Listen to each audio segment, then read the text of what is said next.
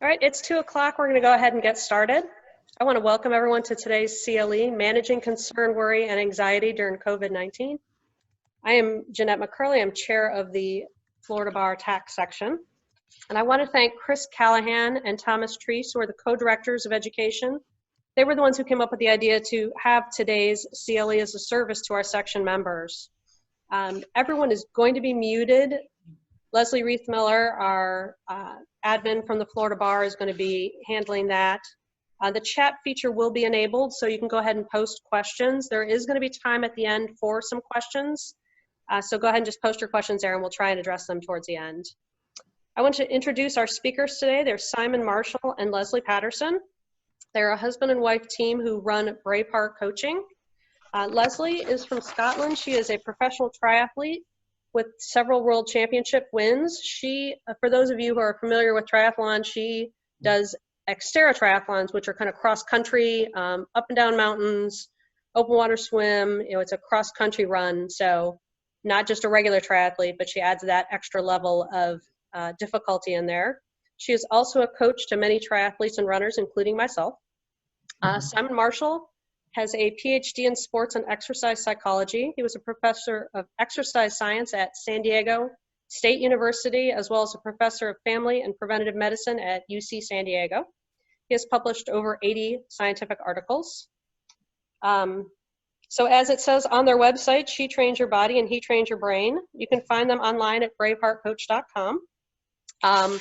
Do want to give you the little PG-13 rating. Occasionally there are some swear words that come out of the two of them. So just if you have small children around, you might want to put them in another room. But Simon and Lesley, go ahead. Great, thanks Jeanette. So yeah, she's given us a wonderful introduction there, so thanks for that. Yeah, so just to give you guys a bit more background on us, obviously, as Jeanette said, I'm a professional triathlete and 5-time world champion. It's been a long and arduous career across, gosh, I've been doing the sport for 27 years now. Hopefully you can't tell, and those funny lines in my head are actually a suntan from my helmet, my cycling helmet. Anyways, you know, what's really important to recognise here is I think that when you've had a long career in a sort of high performance environment, you undergo a lot of stress and a lot of uncertainty. Through injury, through illness, I actually have Lyme disease, I have a lot of health issues, and I've been through many, many ups and downs across my intensive career. And I think when you're performing at that sort of level, you're facing just so much. And as a consequence, luckily living with a wonderful husband who's a sports psychologist and behavioural psychologist, we've really been able to dig into the nitty-gritty of my crazy head and come up with some strategies and understanding both of how the brain works based off neuroscience, but then coming up with our own ideas about what has allowed me to succeed, and then as a consequence, what have we been able to utilize with all of our athletes throughout the world. Yeah, so if you can't tell, I'm English and Leslie's Scottish. The accents are quite different. There might be some Brits among you who can detect that. But so I'm a performance psychologist, and those of you that are not familiar with the kind of weird subdivisions of psychology, so a performance psychologist, I'm not a clinical psychologist. I don't look at psychopathology or do psychotherapy or prescribe medication. I help people who are ostensibly mentally healthy already, to the extent to any of us that can really say that, right? We're all kind of nuts in a special way, aren't we? But suffice to say, it's about optimizing mindset. And so I have a practice where I work primarily with athletes of all levels, but also people who are in performance environments. So when you want to be the best version of yourself for a specific period of time, it might be a career, but often it's for a period of 1 or 2 hours when you're going into the fray and having to do something that's stressful, and you don't want anxiety to get the better of you. You want your memory or all your faculties, executive functions to still be readily available. It's managing that, and how do I repeatedly put myself in environments and cope with them. So in that sense, I work with lots of athletes, but also surgeons and special forces and sort of C-suite execs and people who are also working in very high stress environments. So that's really what I've been focusing on for the last, or my career for the last 20 years or so. But today, it's a really good opportunity to talk about one of these quite remarkable situations that we all find ourselves in. In fact, we probably aren't going to find ourselves in a situation like this in our generation again. I mean, in the sense of the wide-reaching, universal experience that we're all coping, and that's about uncertainty. And I don't know if any of you are familiar with the psychology of the uncertainty, but it's a fascinating subject matter. We've learned a lot about what it is and why it's damaging and what we can do about it. And we're not talking a COVID environment. We're not just talking about uncertainty about will I contract coronavirus, or will I, will I lose my job, or will my family members be safe? But it's also things like, when will things start to, open up, be more accessible? When can I see my grandchildren again rather than through a glass or a mirror, or, and so on. So what we're trying to do is hopefully in this little talk to you a little bit about what's happening at a brain level. Won't take you back to too much high school science, I promise. But it's really important, it's really helpful to understand what's happening, because that gives some clues for actually what to do with it. So if you are faced with uncertainty in the future outside of this environment, these sorts of skills and these sorts of responses are universal, they're common, and they're pretty robust. And one of those is that uncertainty, we now know, is far more damaging to our health. Here's the bad news, right, first. It's far more damaging to our health than disappointment or many other psychological states. There are few psychological states that are as damaging to our physical and mental health compared to uncertainty. And just so we're clear, uncertainty is when there's an outcome coming that you don't know what it is. So that could be good, like Christmas. It could be bad, like coronavirus times, or a whole host of things in between where you're not sure. Unfortunately, uncertainty, because of the way the brain is wired, it really doesn't handle it very well at all. There's a whole lot of evolutionary and neurological mechanisms that we have to make our brains really crack the bed. That's the only sort of cussing I'll do, I promise, about what will happen. So, in fact, maybe you can talk about personality. Will you race to the council? Yeah. So, obviously it's an incredibly tough time for everyone, and certainly, my career depends on me racing, right? I get race bonuses. My salary is based off the number of races that I do. So I have no idea when we're going to start racing again. And then you have obviously the conflict in your head of racing seems somewhat trite, for want of a better word, relative to other people that can't put food on the table. So, I've dealt with a lot of uncertainty, as I mentioned before, through chronic pain, chronic illness, all those kinds of things. But for me, understanding what happens at a brain level really did switch things on for me and help me understand how to best cope with it. So what is happening when we're faced with conditions of uncertainty? Well, like we said, it's more damaging than disappointment. And any of you have had chronic illnesses or diseases or things that you don't know how, or even situations we don't know how things are going to turn out. Far more challenging to deal with, like breaking your leg, for example. There's a discrete beginning and an end. There's a very clear prognosis and treatment plan. You can see a light at the end of the tunnel. Versus uncertainty, where that light could be an oncoming train, not just the end of the tunnel, right? So that these reactions are actually create quite some bizarre experiences. And one of those that we know that it affects our physical health, our direct physical health. So on the ends of our chromosomes, for example, are little structures called telomeres. And what telomeres do, and they do lots of things, but one of the things they do, they help regulate cell division, and they kind of regulate the aging process. And when we're in conditions of high uncertainty, our telomeres are actually shrinking. We're actually biologically aging quicker than if we are in conditions without uncertainty. We know that our pain tolerance changes under conditions of uncertainty. It gets worse. And studies have shown, for example, that when we ask people, would you like to be shocked or prodded and poked now, as we do in psychology studies, or maybe prodded or poked in 2 hours' time, most people choose the option of taking their pain or their punishment now. They know it's discrete, they know it's coming. So the brain is constantly trying to mitigate against or reduce conditions of uncertainty. And that's why it's used in things like torture, right? Exactly. So torture, interrogation, solitary confinement, leveraging human brain's inability or uncomfortableness of uncertainty is leveraged and has been weaponized now. And so most of those people training to resist it or to use it usually leverage around how the human brain copes with uncertainty. But the psychological effects are also, as you may know, are also pretty damaging. So, for example, humans have a tendency to ruminate and worry under conditions of uncertainty. Now, not animals, all animals don't do that. When faced with like a fight or flight response or conditions of uncertainty, it's usually food insecurity or food uncertainty if you're an animal, or a threat to your young ones, they become more vigilant. And we do as well. Vigilance simply means you become more tuned in to cues or things in your environment might hurt you or threaten you, become hyper aware of things. But that's not only happens to humans, we do that as well.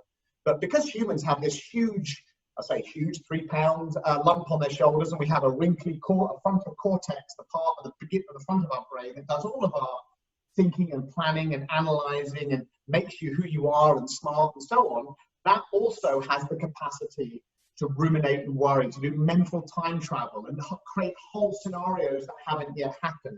And our bodies actually react to those imagined scenarios just as they would do, albeit slightly muted, just as they would do if the actual discomfort was happening. So one of those big reactions, of course, is the fight or flight response. And there's a few little sort of neurotransmitters and hormones that get released that really make this troubling long term.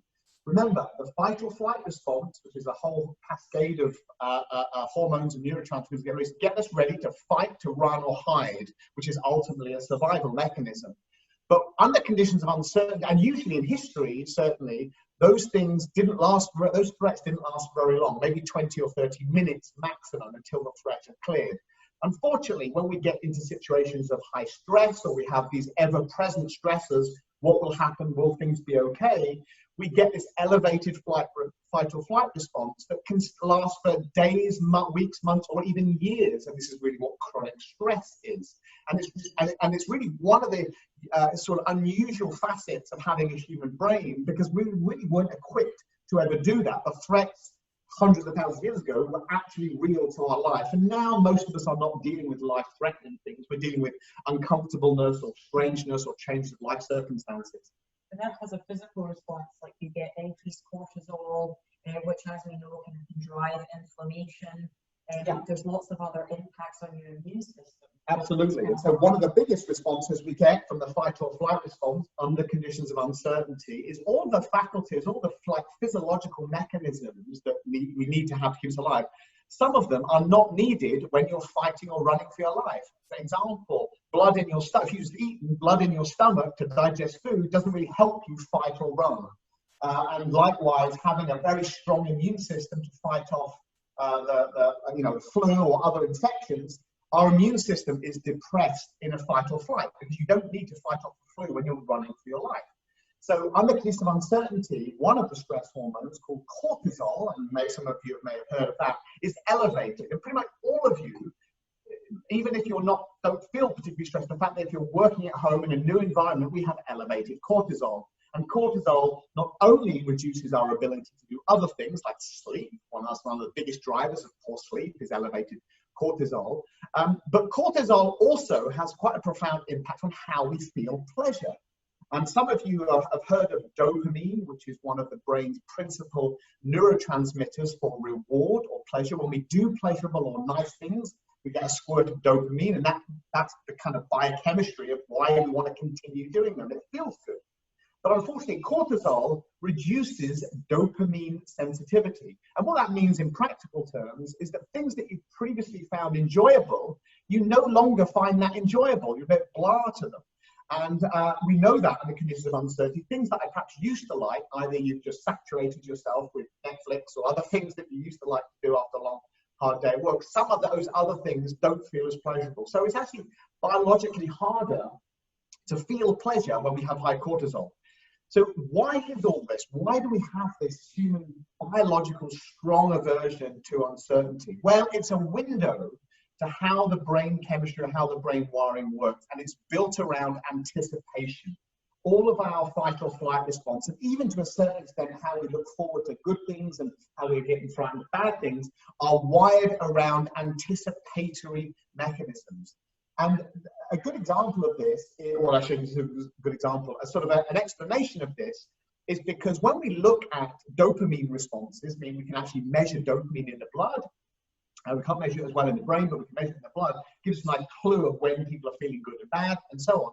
What we actually find is thinking about nice things, we get a dopamine spike. Like we said, we are one of the few species, if not the only species, to be able to get some pleasure out of thinking about nice things happening. For example, we think we're the only species, and they've studied multiple species for doing this. We think we're the only species who can get turned on by thinking about sex. All other species get turned on by sex as well, but we are one of the few species who get turned on by thinking about pleasurable things. It's because the brain's reward system is built around anticipation. And that brain's reward system tricks you all the time into doing pleasurable stuff, because dopamine works like a snowball. It gathers momentum. So I think about, you know, that little, I'm on my first glass of wine and I really would like a second, and so I start thinking about it.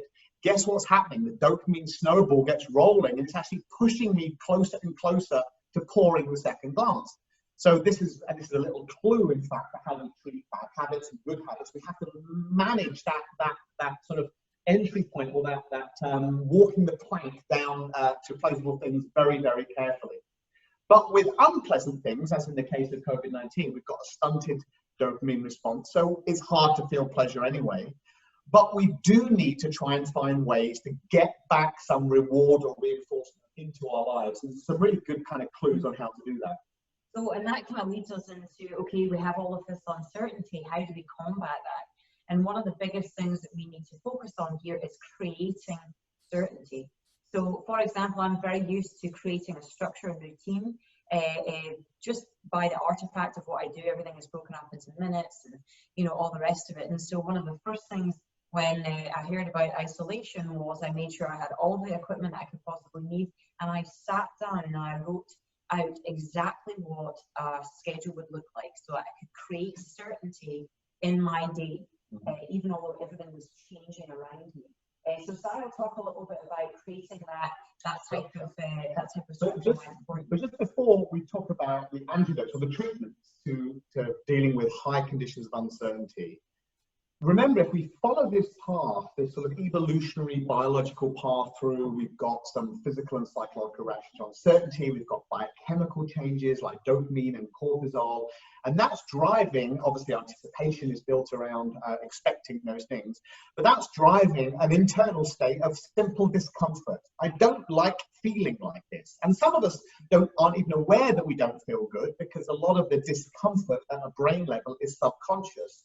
And if you've been working away on a project or a case and you're glued to your laptop and you find yourself go down a TikTok or Facebook or Instagram rabbit hole just as a little break, we know that these little breaks are obviously fueled by dopamine, anticipation, and find pleasure, but really it's to create or fix a sense of discomfort. My internal world is out of homeostasis, or what scientists are now calling allostasis, which is really out of equilibrium. I have a negative mood. It might be boredom or frustration. I can't do something. I don't know something. It might just be negative, like I'm worried that am I going to lose my job? Am I going to get coronavirus, and so on.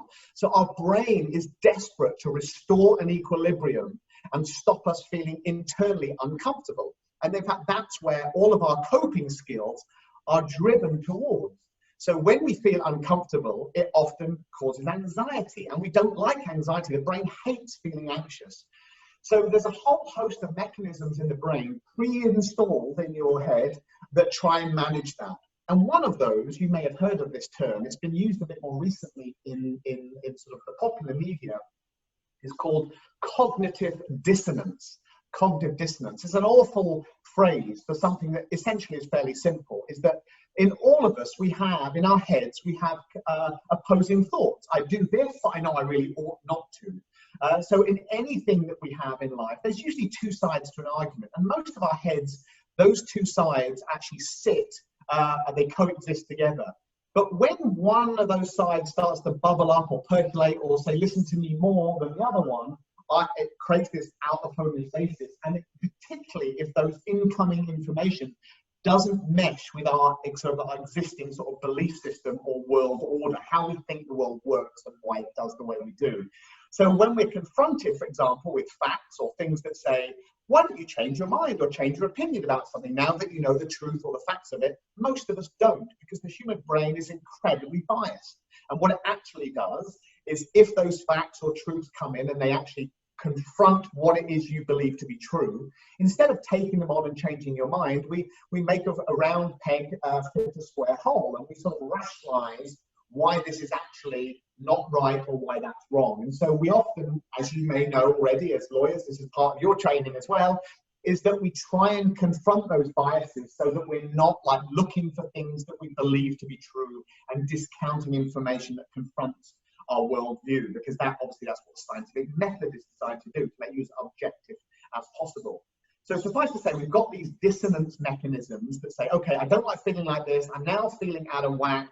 So what do I do? Well, most of us turn to very short-term quick fixes, and we turn to these because they work really well. Like the best ones are fat, sugar, and alcohol, right? Those three things can solve in about 20 minutes most of my problems, right? Unfortunately, and we're all the same. Our brains are wired to love ethanol being poured over our frontal cortex and our limbic system, and we also love fat and sugar and sometimes caffeine, because that also that we feel them really immediately.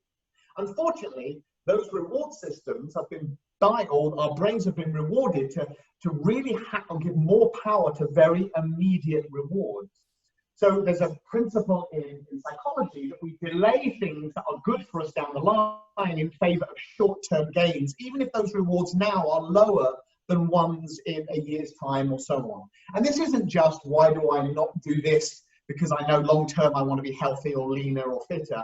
But we also know it in monetary terms, right? Would you rather take $100 today or $200 in a year's time? Most people choose $100 today. We have this discounting of reward all the time. And one of the reasons for that is the brain processes dopamine in different areas. So when we think about long-term rewards, we generally use dopamine in our cortex. Our thinking is like thinking pleasurable versus emotionally pleasurable, which is limbic system reward, which is fat, sugar, and all the stuff that makes us feel good now immediately. So we have to try and get a manage on that. So the coping skills that we use vary, right? Some of us exercise, some of us drink, some of us shop, some of us, use pornography, all the things, the coping skills that run the gamut of human behavior. So the trick to dealing with uncertainty when pleasure is so muted is to try and focus on controlling things or making things as certain as possible to the extent to which you can. And one of those involves structure. So having structure, this is why structure and having structure in your lives is one of the hallmark treatments for people who have depression or feeling socially isolated or a whole host of other conditions. We have to have structure. Now, there is a point where you have too much structure, but suffice to say, most of us in these conditions need more structure. And what does that structure actually mean? Well, structure doesn't just mean I know what I should be doing at any particular time. It means that you have time certain of when you start things and stop things. And it doesn't just mean time, it means places as well.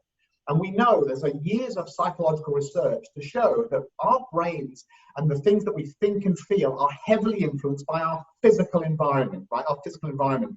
This is why if you struggle with eating crap or drinking too much, and you suddenly spend a few nights away or out of your home or out of the environments you usually do that, cravings actually change quite dramatically. Our physical environment influences how we feel all the time. And this was discovered a little bit serendipitously actually in the 50s, where people who had hospital beds that were close to a window actually had lower mortality rates and lower infection rates than people who had beds that didn't have views. And this is controlling for treatment and illness. And so what we now know is not just, try and get outside and look at beautiful, aesthetically pleasing environments. It'll make you feel better and it'll have impact on our immune system. But even small things, for example, we're being forced to work at home for the most part. And in fact, working at home is a bit of a misnomer because we're really trying to manage life. We're being forced to stay at home and also work.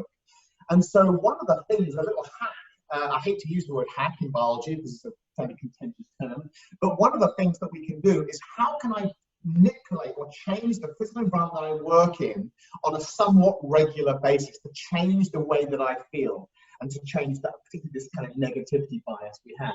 Also as well, often we associate certain areas of the house or places with an emotion that we've had previously. So, for example, as I mentioned, I've dealt with a lot of things in my athletic career, and one of them has been panic attacks and anxiety. And so there's certain areas of the house where I've experienced those. And so I've been very, very careful while spending a lot of time at home to make sure I am doing activities, whether it's my training, whether it's my stretching and rolling, whether it's my working, in different areas of the house that I have a positive association with. So, for example, we have a beautiful balcony that looks out onto the pool, and I used to do my stretching and rolling near the kitchen, and I've moved that all outside so I get some fresh air. I love looking out at the view. I love to hear all the kids playing in the playground opposite. So, you know, there's simple things like that we can do to adjust how we are approaching each day. And really, it can be as simple as changing the direction of your chair when you're working, or moving your computer screen, or, you know, just having a little bit of a change in your setup, you know, in terms of where you're working. It really can impact how you think and feel. In fact, moving furniture around, something quite simple, and reorganizing pantries and reorganizing where things are kept, is part of a treatment for people who struggle with behaviors that have become habits. We're trying to force our conscious mind to take over, to think, hang on, I usually do this in this order, we're all creatures of habit. But now when we kind of perturb that routine or ritual, we're forced to pay more conscious thought to it, and it stops us, can kick us out of habit. So manipulating the physical environment is really important. It doesn't have to be huge, like painting walls or redecorating, but it can be something simple like moving the direction of your bed, or changing, you know, if your dining room table is your office, and then you start to, you know, just look on the other side. Now you look out the window versus getting into the kitchen, or whatever it happens to be. But little changes can really help. The structure part of having time certainty of when you do things is absolutely critical. And your brain loves this too. In fact, one of the ways to get dopamine flowing again, and dopamine thinking about good things happening, is having little successes that you can feel good about along the way. This is why people who make lists usually enjoy doing it, is because when you make a list, yes, it helps you, you know, segment a big task into small ones. The act of ticking something off, or I've done that, actually gives us a biological change in our heads with serotonin, with dopamine, and so on. So actually having things that every 2 or 3 hours to stop and to look forward to is really, really critical. Yeah, and I'll give you an example of that for me. So generally what you want to try and do is the hardest things that you have to do in your day, you want to do first. And Simon will talk a little bit about willpower and why that's important. But some of the things for me, there's 2 things for me in the morning that I really struggle with. One is stretching and rolling, and kind of having this wake-up routine. I find it boring and laborious. The other one is answering some of my overnight emails that need answered straight away. So what I do is I need to have a reward for that. My reward is my coffee, and I have a little kind of a biscuity bun thing that I have before I start training. So those are my 2 rewards. So I set my alarm clock. I have my daily time that I start this specific protocol. It's time certain. It's only 15 minutes. I get in, I get out, I get my coffee, I get my bun as a reward. So that's just one element. Then I'd move on to the second part. So you're rolling along all the time. That gives me a huge dopamine surge that I've just achieved something that I hate doing, but I know is good for me. I've had my little reward, then I'm on to the next one, and I get that dopamine surge, which creates motivation to get on to the next thing that I have to do. And actually, that was a little clue when we talked about dopamine being primarily an anticipation chemical versus a pleasure chemical from doing.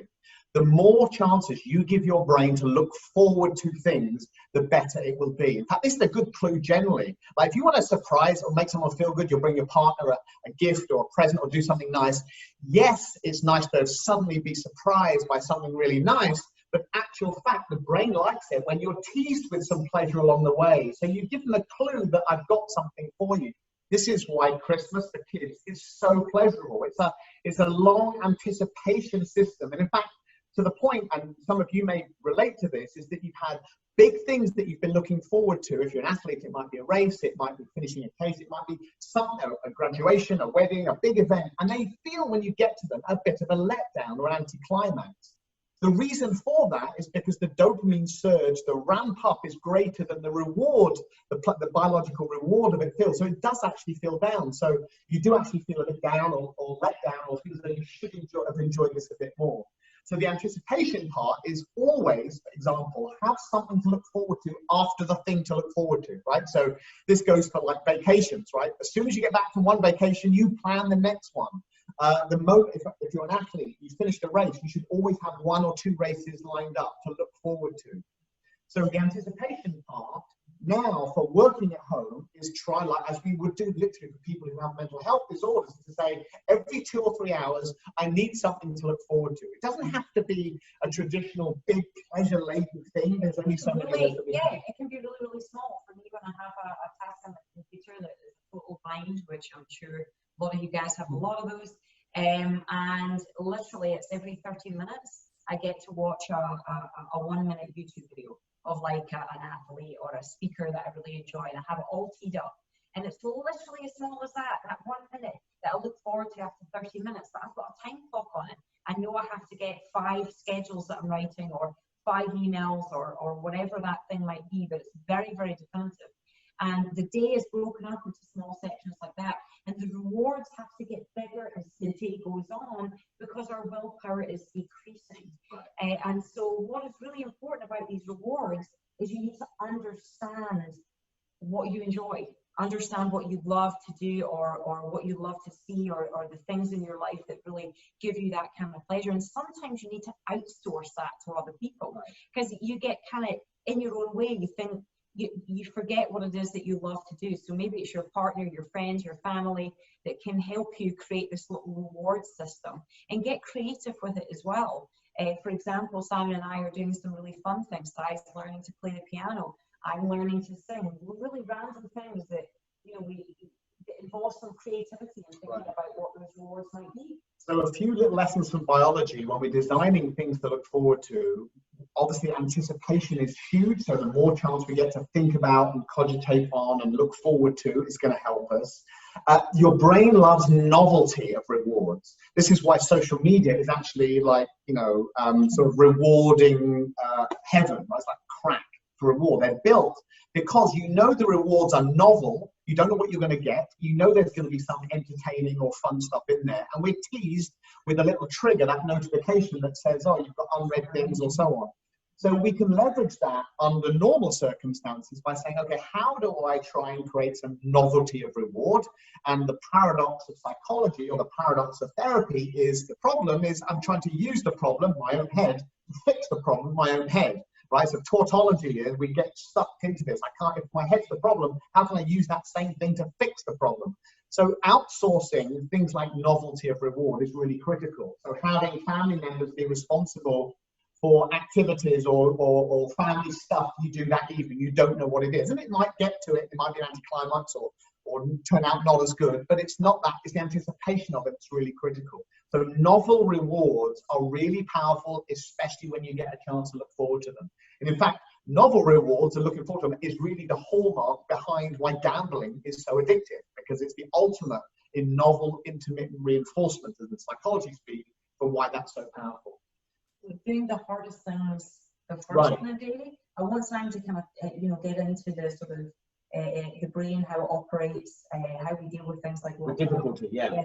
So when we have hard stuff to deal with, and this is a fairly universal rule, and I'm talking not just physically, I'm talking largely psychologically. They're stressful, you've been putting them off, you might have been procrastinating about a particular task, where you just feel as though you're making no progress. The part of our brain that helps manage physical and social distress or discomfort is called the anterior cingulate cortex. I apologize for that awful phrase. The ACC. It looks like a little sausage and sits about 2 inches behind your eyes. And it actually seems to tire like a muscle. So it's refreshed and ready to go first thing in the morning, and it drops precipitously throughout the day, and it's its weakest about an hour before you go to bed.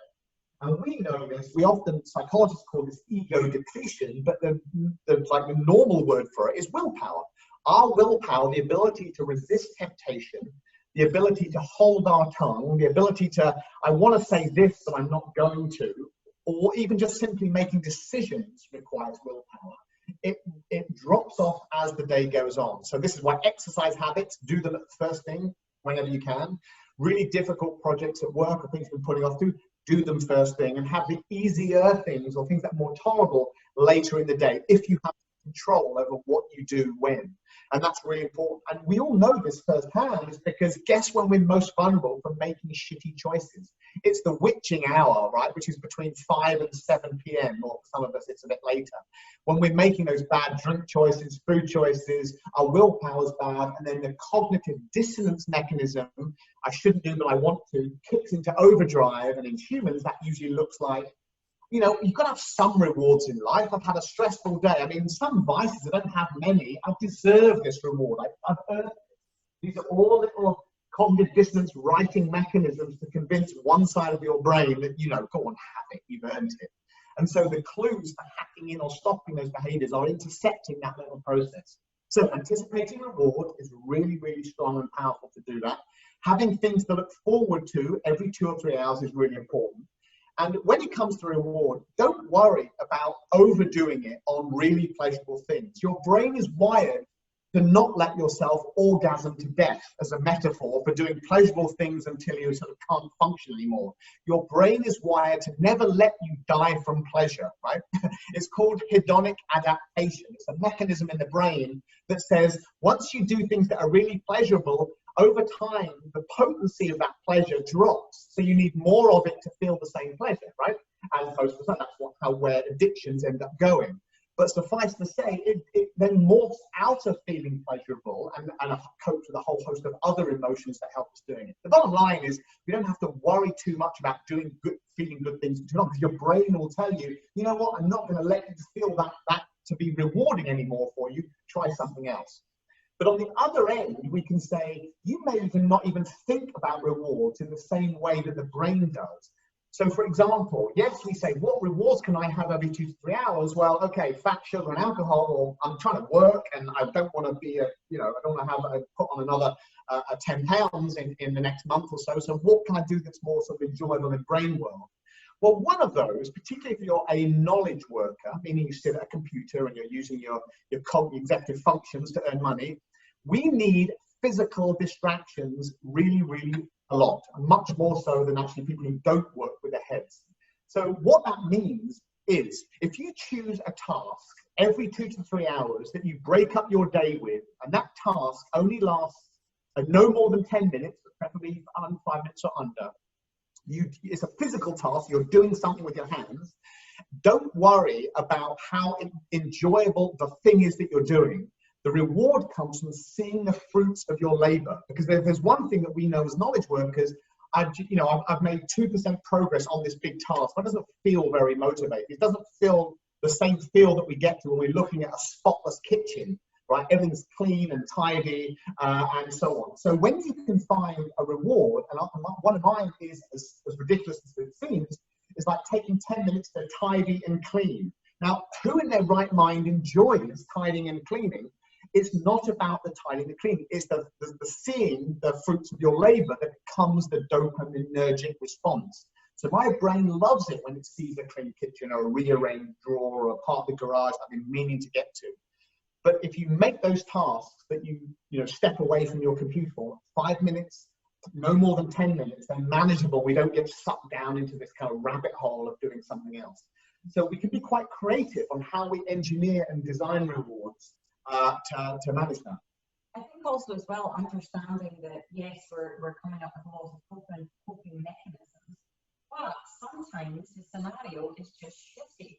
And what can we do about that? Like, why is that good for our brains to have to cope with adversity? And that kind of comes back to the ACC. Right. So there's some questions coming out. I'm going to answer that one in a moment. But as Lesley mentioned, the silver lining to this, and I don't mean to be flippant about this, because some people's livelihoods and lives are at risk.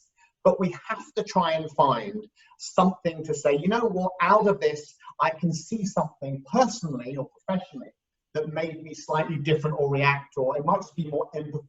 But what we now know is that when we go through a stressful event, under high conditions of uncertainty, or we manage something or come through out the other end, and we still are live to tell the tale, our brain physically changes. And scientists now, neuroscientists, they call it neuroplasticity. The fact that our brains, our neural mechanisms are plastic. They can change over time depending on the environment that you're in. And this happens right up until death. So the cliche of, you can't teach an old dog new tricks is scientifically, nonsense. The quickest way to becoming an old dog is to stop learning new tricks, right? So we constantly need to stimulate our brain and be in environments that are new and novel and hopefully somewhat stressful.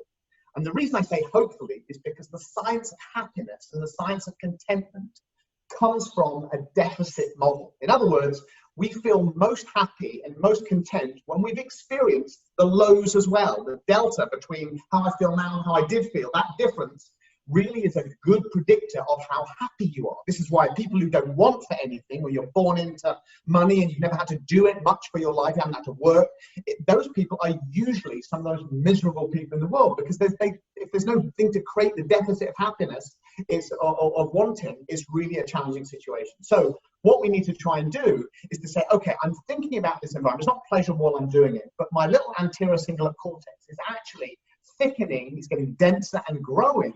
And we have fMRI studies to show this as well, or CT studies to show this, that we are actually physically becoming more mentally resilient when we're forced to cope with adversity. And unfortunately, no matter what the self-help books tell you, you cannot learn mental toughness. You can only earn it. You cannot learn it. You can intellectualize, as I'm explaining, like what's happening in the brain, but actually being able to do it, you cannot learn, you have to earn.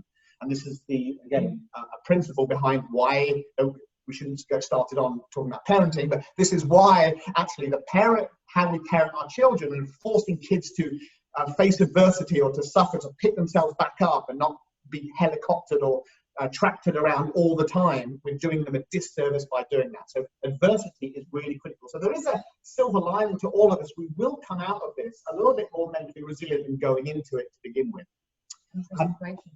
Question. Do we have to understand, or is it helpful to know the source of anxiety to manage it? Well, yes and no. And the reason that's a kind of a double answer there is, on the one hand, the physiology behind anxiety is agnostic to the source. So in other words, if I'm nervous or anxious about can I pay my mortgage next month, versus am I anxious about will my Achilles injury heal itself or whatever. In brain world, it makes no difference. Your brain processes that discomfort or anxiety exactly the same way. And in fact, not just physical, but not just in that physical discomfort, but emotional discomfort as well. The ACC, like I said, helping to process both. It doesn't distinguish. Social pain is felt in the brain very much the same way as physical pain. This is why you may not know this, but if you're feeling socially isolated or withdrawn or lonely, taking acetaminophen or Tylenol helps. Now, doctors don't recommend that. Why? It's because we surely should be taking painkillers to help right our emotional life, but it's targeting the same areas of our brain. Some really good studies to show that you can actually do that to help alleviate short-term discomfort. But the source of anxiety in brain world doesn't matter. But in the actual world, like what you do about it does matter. And we can talk a little bit about how humans cope with stress. We can talk about it now. Because that has a clue to this question, like, okay, the type of anxiety, the type of stress you have. So most of us, or actually all of us, tend to cope with stress in two fundamentally different ways.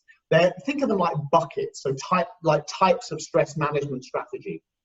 And you're more likely to be one or the other, but the reality is that we all do both much of the time, but we gravitate towards one or the other. The first is called problem-focused coping. Problem-focused coping. So what this is simply when I have a stressor, something that's from the outside telling me I'm being expected to do something, I'm being judged, evaluated, or I want something from you, or internally, it might be, I'm hungry or I'm bored.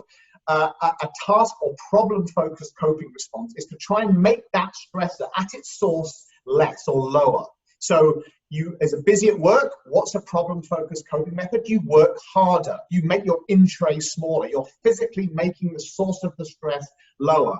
If you're scared of sharks and swimming in the open ocean or what have you, swimming in big waves, you learn to become a stronger swimmer. You learn about things in the ocean that actually are dangerous and when. It's problem-focused coping. The other bucket or category is called emotion-focused coping. And now with emotion-focused coping, you're not doing anything to target the source of the stress itself. All you're doing is changing the filter, how it feels. So this is where meditation or exercise often fits in. The shit I have to do at work is still there, but now I feel calmer because I might have done some breathing exercises or meditating or gone through some mantras or listened to music or even had alcohol, fat, sugar and alcohol. You know, they are emotion-focused coping. They're numbing, sometimes avoiding those emotions. They're not really helping us get better at coping with them, but they're numbing, but they're emotion-focused. And women tend to gravitate, because they have more sensitive amygdalas that cope with, help process anxiety. Women tend to gravitate to emotion-focused coping, and men tend to gravitate first to problem-focused coping. That's not, we are the exact opposite for that, so it's not a general rule, but it is played out in the cliche of men and women having an argument, one saying, I don't want you to solve my problems, I just want you to listen to them, right? At the heart of that little cliche is one person, usually the man, saying, if you're telling me this is a problem, here's how we can solve it. And the person saying, I don't want you to try and solve everything all the time, I just want you to listen to me. Talking things through is an emotion-focused coping. Trying to say, how can we make this go away, is a task focus. And the good stress managers need both. And so we do, for example, a stress management audit. If I was to ask you all to write down all the things that you do to manage stress, warts and all, and I would never ask you to see those because some of them are kind of embarrassing, to be honest. You can usually put them into one of these buckets and say, okay, that really copes with the source, that copes with the filter. And one of your lists will be a lot longer than the other. And so we have to shore up. So coming back to the question, does it make sense, the source of the anxiety? If you are if you need more problem-focused coping, absolutely. Like no amount of sort of becoming a stronger swimmer is going to help me be more financially responsible, right? If I'm in debt and that's causing my anxiety. But meditation will help regardless of the source. So if you're going to shore up your problem-focused methods, it has to be specific to the actual source itself. And obviously that varies tremendously by person. That makes sense. Yeah. Any other questions? Yeah, I wanted to sort of have some questions because we just think, oh, here we go. Some of us are finding that we are more productive without commuting and adjusting favourably to working remotely, being with family more, etc. Are your suggestions similar, breaks at work, etc., for readjusting to what may seem like very quiet, demanding, and antiseptic? I think that's good, right? So window to your office life, probably. Yes, this is a good question. In fact, this is one that's come up. There have been some studies now about, are there likely to be any long-term mental health consequences of working from home? Some of us have seen Zoom exhaustion, and we're contributing to that right now. As you know, Zoom exhaustion is a documented phenomenon now, biologically, attentionally, psychologically. It's far more exhausting to do this than in person. We know that. But are there differences by working at home? Well, we do know, for example, that you're less likely to take breaks if you work at home, right? Because the boundaries between your work life and home life are somewhat blurred. And when we look at people in the office, they tend to have quite routine breaks. It might be the traditional sort of office cooler break or the Xerox machine break, but there are structured breaks. And when we find that we work at home, the structure that we have for working at home isn't the same. And in fact, you actually do more work at home than you do in the office. Now that's a generalization. There's some small print to that. It does depend on, you've got kids in the house or distractions and dogs and partners and all the rest of it. But suffice to say, what psychologists worry most about from working at home is not the fact that you're going to, be less productive, is that you're maybe more prone to actually exhaustion and burnout because the separation between your working life and your home life is now really blurred. This is why it's really critical to define time and place, to designate work environment to home environment, so not try and play where you work. What's interesting here actually is this person, I think it's Kristen, is saying that it's going to be hard to go back to work, right? Because they're actually enjoying being at home with the kids being around and with other sort of healthy distractions or things to look forward to, right? So once things do come off lockdown, how do we create a similar sense of structure, routine and reward at the workplace? As a psychologist, my responsibility is just wait, that will wear off. And why? Is because of hedonic adaptation. Your brain will get used to having the kids around or having these little fun interludes between breaking, and those things will no longer, in brain world, feel as enjoyable or pleasurable. And they're the last things we want to lose pleasure about, our own families and stuff we do at home. So in actual fact, you will build up a little tolerance to those things, and those things won't be as enjoyable long term. Now, for some people, that could be 2 weeks, some people it might be 6 months.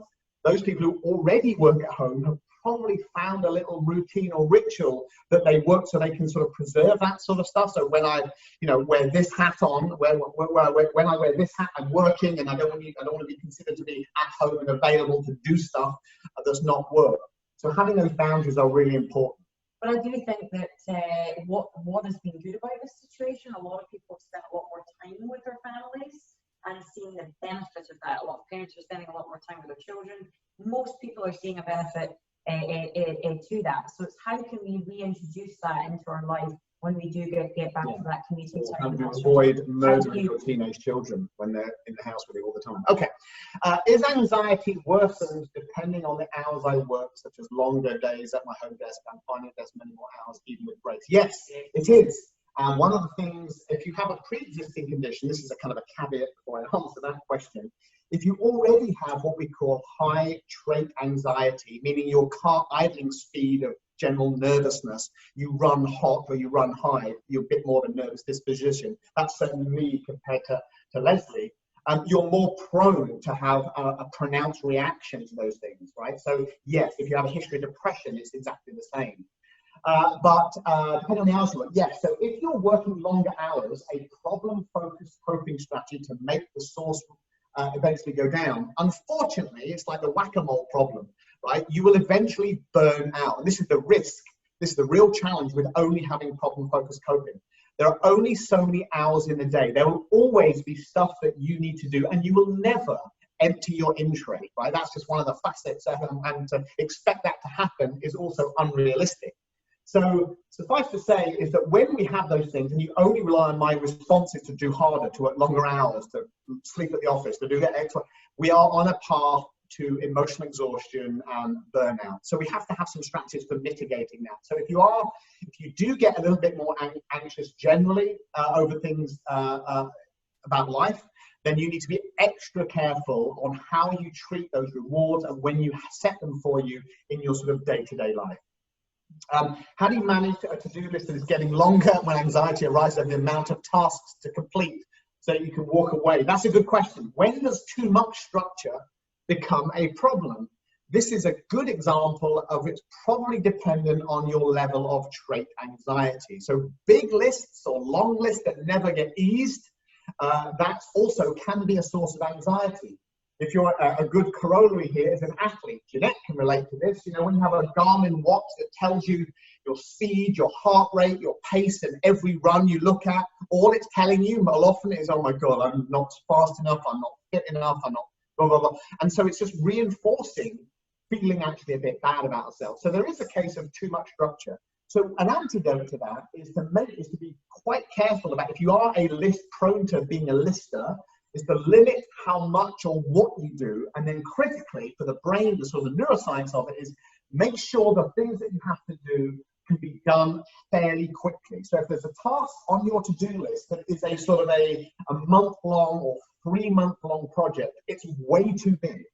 And a good, for people who really struggle or learning stress management for the first time, or people who have chronic like amygdala sensitivity problems like PTSD or other conditions that really make them prone to be anxious, we use a little rule, is that the things that you need to do, your to-do list, each one should take no more than 2 minutes. 2 minutes. This 2-minute rule for my what's next on my list, you might see as laughable. What can I possibly get done that's meaningful in 2 minutes? Well, I could take any task you give me, however big, and I could carve out a 2-minute starting point for that. It might just be, I'm going to put in my calendar that I'm going to spend time thinking about what the solution is, right? That's all I'm doing. The thing on my list is I'm going to make a note to think about it. That's a breaking up a small manageable task to do it. And that's also breaking down the task, right? I think it's important to rate tasks that you have in terms of their importance in your life or how difficult they are for you to do them. And for example, a task for me that's might be a really, really difficult one is I've got a cupboard in the hall that's filled with all my crap, and I've been meaning to clear it out for probably about a year and a half, 2 years. And so breaking that task up and saying, you know what, I'm just going to start with the bottom shelf. That's it. I'm going to get that done by the end of the week. And so breaking your tasks up like that, also in difficulty levels, having easier tasks, having harder tasks like that, but also having some mindfulness, so that when you have achieved, you know, 1, 2, 3, 4 of those tasks, you have your reward, and your reward might just be being grateful, or, you know, we have some grateful journaling. You know, it might also just be mindful of being a bit more sort of well, mindful of what you're doing. So having small, tiny things to do. In fact, if you've read, it's a fantastic book. It's quite dated now, but it's still regarded by psychologists as great, called The Art of Stress-Free Productivity by a guy called David Allen. And he has some really great little rules for how do I cope with email, right? The email tsunami that most of us face on a fairly regular basis. And he actually turns his 2-minute rule into when I get an email, if I can reply in 2 minutes with the answer, I'll do it right there and then. If I can't, I'm going to delay it or delegate it or delete it. And I make myself, every email that comes in, make one of those 4 decisions. I might have a delegation folder, a delay folder, or a delete folder, or I can actually do it there and then. So there are ways to sort of triage how our attention works by doing that. But if you are finding yourself the list is getting longer and longer, you probably are saying, okay, my list can only ever have 10 things on it. And when you prioritize those, okay, I now need to rank order them. This is the hardest, and you put the hardest one first. That's what I need to break up into smaller sections and do those earlier on in the day. Hardest things first is a good way to tackle really kind of difficult stuff that's suddenly on your plate. What was the author's name? David Allen. David Allen, what was the name of the book? The Art of Stress-Free Productivity. There you go. So that's any other questions or comments or things that you have that you've felt that have worked for you or don't work, or you're struggling with, that we might be able to have some insight into? Also, as well, we can delve deeper into topics. If you guys like this, we can certainly, you know, cover other topics down the line if you're interested, whether it's productivity, motivation, stress management, leadership, communication. There's a lot of things that we sort of can delve into as well. Actually, on that note, about doing difficult stuff, here's a little tip that's fantastic, that we now know in the psychological science, but hardly anybody actually does it. And it's the way that we turn intentions, statements like I'm going to, I want to, I will do this, into action. Now that relationship between what you intend to do and what you actually do is like pathetically small, as anybody who's set a New Year's resolution can attest. And this is a fairly universal phenomenon. What we say, we're all filled with good intentions, and we find it very difficult to turn them into action. And all of the science at the moment, or the science that the public have picked up on, is, well, I set goals, that's what I do. But goal setting doesn't actually help that much. It's a bit of a dirty secret in the psychological research. One of the things that you can double the likelihood of you doing is you focus on the biggest barrier to you doing something. So an example in sport is that if I know that I need to run for an hour on Saturday morning, and I'm kind of not really looking forward to it. Maybe I'm just pretending I'm Jeanette here, but I'm not looking forward to it. How do Friday night, I do like a few glasses of wine and maybe a cocktail, and Saturday mornings aren't really that pleasurable as you get in your late 40s and early 50s. So how do I manage that? Well, the biggest obstacle, no matter goal setting of, okay, 8 a.m., my kit's going to be ready, I know where I'm going to run, is going to help me overcome that lethargy I have if the biggest obstacle is waking up in the morning not feeling refreshed or I'm feeling unmotivated. So when you focus on setting a goal around reducing the barrier, so my goal setting, and that would simply be around my Friday night drinking, if that's the biggest barrier, I can double the likelihood of me doing the thing that I want to. So think of the things that you've got coming up and focus on goal setting around reducing obstacles or barriers rather than the thing itself. And there's, again, some good psychological science now to show why that actually helps. Any other questions or comments? I think we've run out of time. I want to thank you both for presenting for us today. I think it was a great program. I think everyone enjoyed it, and hopefully we can talk to you guys sometime again in the future. For sure. Okay, guys, good luck, and keep those rewards coming. Thank you. And the course number for those who didn't get it is 3937. Thank you, everyone. Thanks, guys. Bye.